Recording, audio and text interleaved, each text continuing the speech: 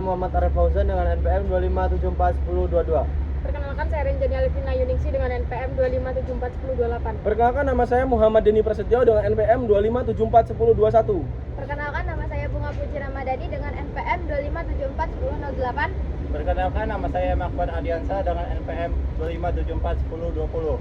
Perkenalkan diri, nama Stedi Dudianto, NPM 25741032. Selanjutnya materi yang akan dibacakan oleh Sutedi Indrianto. Iya. Sumber historis. Konsep wawasan Nusantara pertama kali ditemukan oleh Perdana Menteri Insinyur Haji Juanda Kartawijaya yang membuat pernyataan pada 12 Desember 1957. Selanjutnya disebut Deklarasi Juanda. Isi utama dari pernyataan ini adalah bahwa garis lintang laut pantai Indonesia dihitung 12 mil. Dari garis yang menghubungkan pulau-pulau terluar Indonesia dengan garis teritorial baru ini, wilayah Indonesia menjadi wilayah kesatuan. Sebelum deklarasi Juanda dikeluarkan, wilayah Indonesia disadarkan pada teritorial Z dan Maritime Cartagena Ordetine tahun 1939, TZMKO tahun 1939, sesuatu aturan dari pemerintah Hindia Belanda. Yang kedua, sumber historis. Isi peraturan ini pada dasarnya menentukan luas lebar laut 3 mil. Laut dengan menggambarkan garis dasar berdasarkan garis pasang surut atau pulau darat. Konvensi Hukum Laut PBB ketiga UNCLOS tahun 1982 akhirnya mengakui deklarasi Indonesia sebagai negara kepulauan. Kemudian Undang-Undang Nomor 17 Tahun 1998 diadopsi untuk meratifikasi UNCLOS tahun 1982 untuk memperkuat aturan PBB. Deklarasi Juanda adalah terobosan penting untuk menjelaskan batas-batas wilayah perairan Indonesia dan menjamin keselamatan negara. 3. Sumber sosiologis. Sumber sosiologis wawasan Nusantara. Lahirnya konsep wawasan ke Nusantara terinspirasi oleh keadaan sosiologis masyarakat Indonesia. Seperti kita ketahui, bangsa Indonesia sangat beragam dan terfragmentasi sebelum kemerdekaan. Bahkan di antara orang Indonesia mudah untuk melawan Belanda melalui kebijakan divide et impera. Lalu dalam perang melawan Belanda, ada orang-orang yang menjadi pengkhianat bagi bangsa berdasarkan kondisi sosial budaya masyarakat Indonesia. Pemahaman Nusantara yang semula bervisi integritas teritorial semakin diperluas sebagai visi persatuan nasional. Rakyat Indonesia tidak mau lagi dibagi ke banyak negara. Untuk mencapai persatuan bangsa, semangat nasionalisme harus tetap diperkuat. Yang keempat, semangat kebangsaan Indonesia.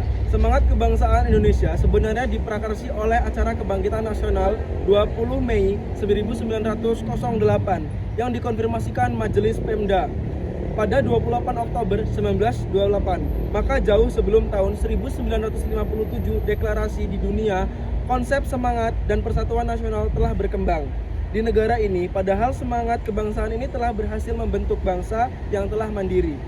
Di atas sosiologi masyarakat Indonesia dan juga kelanjutan kolonialisme yang telah memisahkan bangsa, tingkatan antusiasisme dan tekad orang-orang di kepulauan untuk bersatu menjadi satu satuan atau bangsa Indonesia. Semangat persatuan pertama kali bersatu dalam perjuangan untuk pembebasan dari penjajahan dan kemudian bersatu dalam wadah kebangsaan Indonesia. Sumber politis wawasan Nusantara secara politis. Ada juga kepentingan nasional, yaitu bagaimana seluruh kawasan dan PBB dapat terus dikembangkan, dilestarikan, dan dipertahankan. Kepentingan nasional adalah turunan lanjut dari cita-cita nasional, tujuan nasional, dan visi nasional. Cita-cita nasional bangsa Indonesia dalam Alinea 2 pada pembukaan Undang-Undang 1945 adalah untuk mewujudkan negara Indonesia yang merdeka, bersatu, berdaulat, adil, dan makmur. Sedangkan tujuan nasional Indonesia dalam pembukaan Undang-Undang 1945 Alinea keempat salah satunya adalah melindungi segenap bangsa Indonesia dan seluruh tumpah darah Indonesia. Visi nasional Indonesia menurut ketetapan MPR nomor 7 MPR tahun 2021 tentang visi Indonesia masa depan adalah terwujudnya masyarakat Indonesia yang religius, manusiawi, bersatu, demokratis, adil, sejahtera, maju, mandiri, serta baik dan bersih dalam penyelenggara negara. Berpolitis.